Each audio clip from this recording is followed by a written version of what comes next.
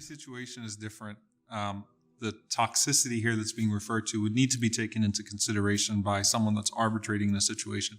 Generally speaking, the Sharia puts into place protections, right, by enshrining the rights of each person in the family, very specific rights, right? So the parents, each person has to honor their own parents, and then honoring the spouse, and all of these other factors come into play.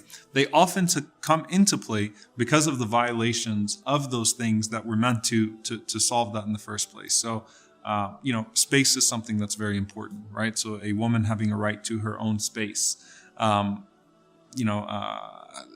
There are rights and hukuk that Allah subhanahu wa ta'ala assigned within the marriage that cannot be trampled by anyone else, as we've spoken about in a different question. So what do you do in these situations? Number one, try to follow the prescriptions of the Sharia in regards to navigating that.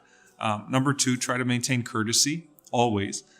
You don't have to pick unnecessary fights and pick your battles wisely, choose your battles wisely. However, it's always better to solve these things, or to try to have that conversation, to try to find that place of peace before things completely blow up. And a lot of times, unfortunately, something horrible happens. A person takes a lot of abuse, a lot of verbal, emotional abuse, and then they wait, and then it blows up entirely. And then at that point, you try to figure it all out, and it's often very difficult in that situation. And so the best thing to do is, when you start to feel things going in that direction, you try your best to seek counseling, or, and counseling doesn't necessarily mean in the professional sense right away, but some sort of counsel in a way that would help the situation, inshallah ta'ala. Even using it maybe as an opportunity to have a direct conversation in privacy, in a way that would hopefully not exasperate the situation. These are very specific situations that require wisdom, wise counsel, and a lot of istikhara.